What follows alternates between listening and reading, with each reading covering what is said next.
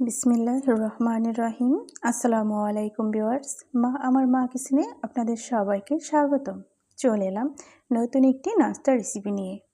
আপনাদের সাথে শেয়ার করব কিভাবে এরকম একটি দুর্দান্ত নাস্তা তৈরি করতে পারেন এই রেসিপিটি।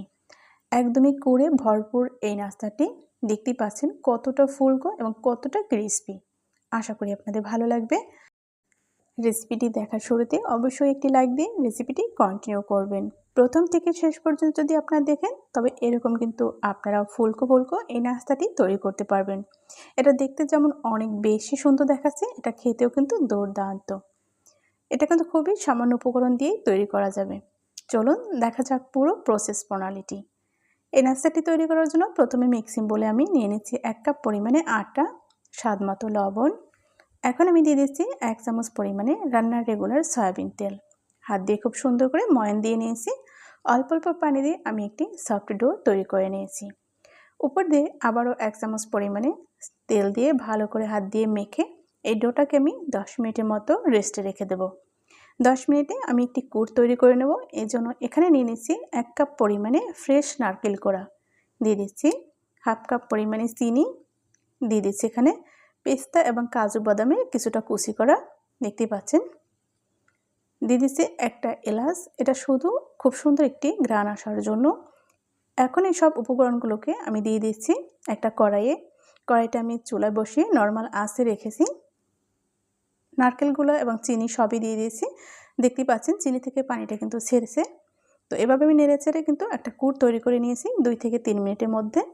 এখানে বাড়তি কোনো পানি দেওয়ার প্রয়োজন নেই। কুটটা কিন্তু একদমই রেডি হয়ে গিয়েছে। এখন আমি নাস্তাটা তৈরি করে নেব। তো ঢাকনাটা তুলে দেখতে পাচ্ছেন ডোটা কিন্তু একদমই সেট হয়ে গিয়েছে। ডোটাকে আমি সরাসরি বটে নিয়েছি। এখান থেকে আমি প্রথমে 2 ভাগ করে নেব। আমি এখন এটা দিয়ে একটি খুব সুন্দর একটি বল শেপ দিয়ে নেব। এরপর এই ডো থেকে আমি একটি নিয়ে খুব সুন্দর করে একটি রুটি তৈরি করব এবং পরবর্তী ডো থেকেও ওরকম রুটি করে আমি নাস্তাগুলো তৈরি করে নেব। তো আমি কিন্তু বেলনা দিয়ে রুটিটা বেলে নিয়েছি। আপনারা যারা এখনও আমার চ্যানেলটি সাবস্ক্রাইব করেননি, আপনারা আমার চ্যানেলটি সাবস্ক্রাইব করে আমার সাথেই থাকুন, সঙ্গেই থাকুন, দেখতে থাকুন। দেখতে দেখতে ইনশাল্লাহ ভালো লেগে যাবে। যখন রুটিটা তৈরি হয়ে গিয়েছে তখন আমি পিৎজা কাটার থেকে এর ছাড়টা আমি খুব সুন্দর করে আমি কেটে নেব।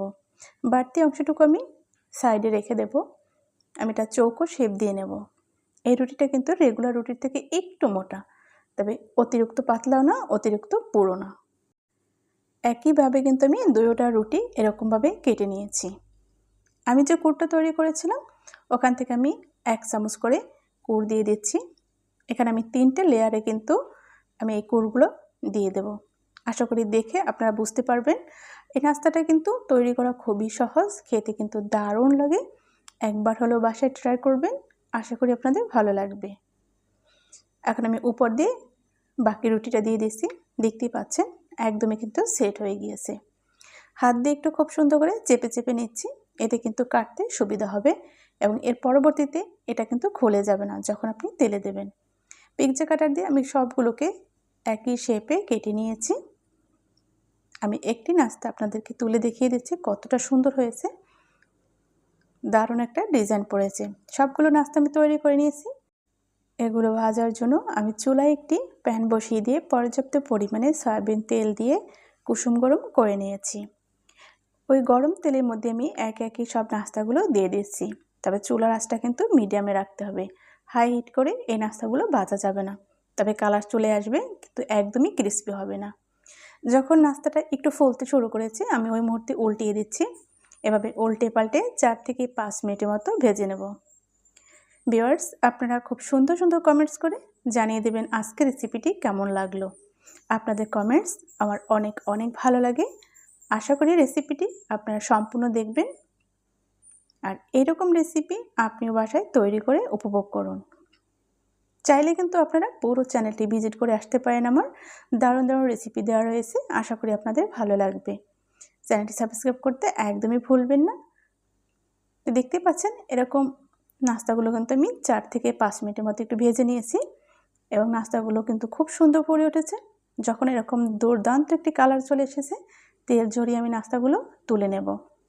একইভাবে কিন্তু আমি সব নাস্তাগুলোই ভেজে নেব। কতটা ফুলকো হয়েছে আশা করি দেখেই বুঝতে পারছেন। তো নাস্তাগুলো আমি সব তুলে আপনাদেরকে ফাইনালি সার্ভ করে দেখিয়ে দিচ্ছি কতটা লোভনীয় হয়েছে। আশা করি দেখে বুঝতে পারছেন যে এই নাস্তাটা কতটা ক্রিস্পি এবং লোভনীয়। তাই একবার হলেও কিন্তু বাসায় ট্রাই করবেন। আশা করি পরিবারের সবার ভালো লাগবে। আজ তবে এখানে বিদায় নেব। দেখা হবে আগামীতে নতুন কোনো রেসিপির সাথে ইনশাল্লাহ। সে পর্যন্ত সবাই ভালো থাকুন, সুস্থ থাকুন। আল্লাহ হাফেজ।